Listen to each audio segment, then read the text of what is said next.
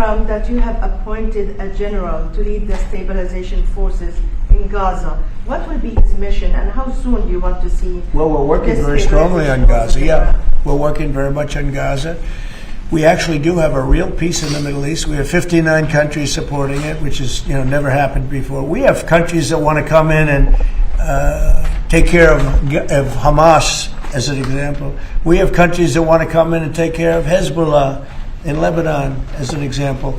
And I say, right now you don't have to do that. You may have to do that, but we have countries that are volunteering to come in and literally take care of the whole thing. We have a great peace in the Middle East. It's never happened before. And I think it's very strong, actually. And with Prime Minister Netanyahu, you're supposed to meet him end of this month. What's on the agenda? Well, we get along with him very well. He's been a wartime prime minister, certainly. We did a big thing when we went in with this very plane right here, this beautiful plane. We went in with those B-2s, and now I can use the word because it's been confirmed by the Atomic Energy Commission, we obliterated their nuclear capability, their potential. And their nuclear capability would have been there in about 2 months. I think it looked like it was, some people say 2 weeks. I don't know if it's 2 weeks, but a very short period of time. They were very close to having massive nuclear weapons. And these guys went in and they did a job.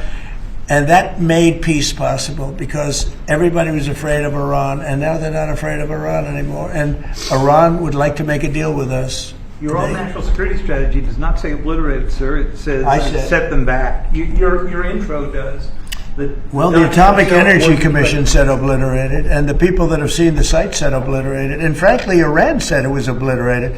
And to show you how accurate it was, and I fight for the pilots because the pilots and those people went in there at great risk, and they hit every single target on every single bomb. And they did a lot of damage. And for them to be given anything less than 100% of the credit is unfair. So I will tell you, the Atomic Energy Commission said it's like gonzo. It's one person actually used the term obliterated. But Iran actually said that they probably can never go there again. They can probably never start there again. If they ever started, they'd probably choose a new site.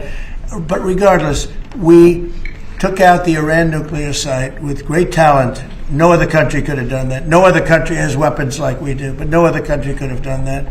We have the best weapons in the world. We have the best military in the world.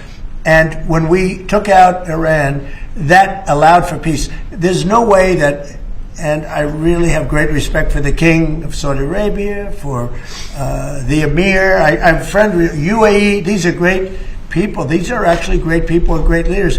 There's no way they could have done a deal if Iran was not really nullified to a large extent. Iran is not the same country. Iran was a country that was feared by everybody. Now it's a country that's been very much downgraded. I'm sure they'll try and come back, and they're very capable people. Maybe they will, maybe they won't. They are reconstituting their missile program quite quickly. Well, they can try, but it's going to take them a long time to come back. But if they do want to come back, and they want to come back without a deal, then we're going to obliterate that one too.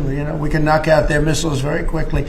We have great power, and we helped Israel a lot. We were shooting down the drones. We were doing a lot of things for Israel. We did a good job for Israel.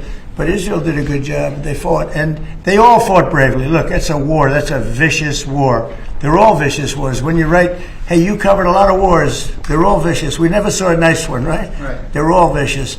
But that was a big fight. But the big thing was the knockout of the possible nuclear capability. And it was a complete knockout of nuclear capability. That doesn't mean that over the next 2 years or 3 years they're not going to come back or not going to try. I think they got hit so hard, they may talk about trying, but I don't think they want to try. And I can tell you that they would love to be able to make a deal with me. They would love to be able to make a deal with me. And I'd love to make a deal with them if we could. We were not close, but not so close, but we were reasonably there for a deal with Iran before the bombing. And they would have been much better off if they made a deal. They could have had a deal. They could have had a deal where they would have been much better off. Look at what we've done. I mean, their place is blown up. Forget about the nuclear. The nuclear is gone, but they're look at the damage they've suffered, the death that they've suffered. They could have had a deal with nobody would have died, no buildings would have been down, nothing would have happened. We would have blown up their nuclear. That would have been it. They could have had a great deal, but they missed that opportunity. But they would like to make a deal right now. Iran would like to make a deal with me.